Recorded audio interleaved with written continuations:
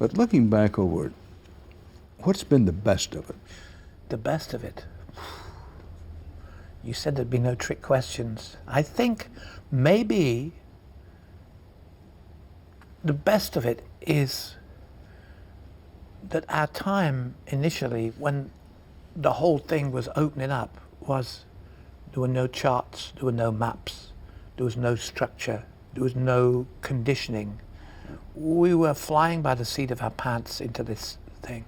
There were many people around us, especially from the Bay Area, San Francisco. There were fantastic bands, musical units, but there was no etiquette developed yet.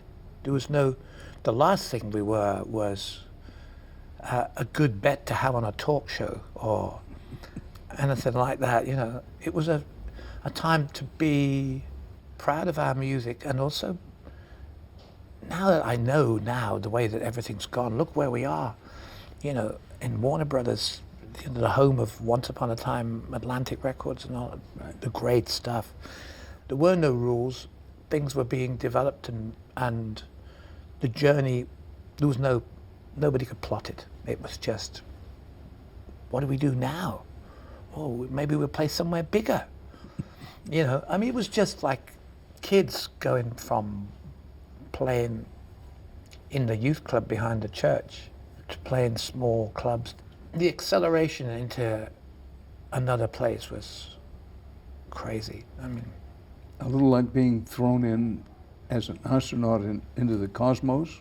Well, at least getting out of the ship halfway across the journey, yeah, because you had no idea. Nobody knew what was going on. Who are you as a person? As a man, who are you? How many weeks have I got to try and figure out how to begin to say? I can't analyze or summarize myself, really. I think first of all, I'm a very fortunate character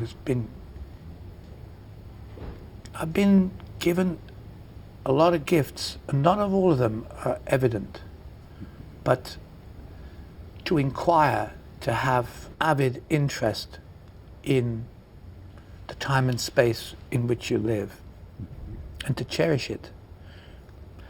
And maybe that's because I lost my boy. Maybe that was the gateway into manhood, because then I had to have real shoulders. There was no more, the kind of tea dance had finished, really. And so who I am, I suppose I'm a bunch of resonances from all the things that have happened to me. And at the back of it all, the kind of buffer that keeps me okay is all that abstract stuff that makes my songs come to life and makes my life like it is. I don't make these songs up as if I don't know who I'm singing about, And they're not prolific and profound, really. They're just meanderings from a guy who's got his eyes open. You have much to be proud of. In terms of music, of what are you proudest? I'm proud of the fact that I'm always looking to learn, to open it up more, to try things out, not to be specific about particular pieces of music, because they all live in particular times for me. When you talk about Stairway to Heaven or something like that, the time, it lived in that time.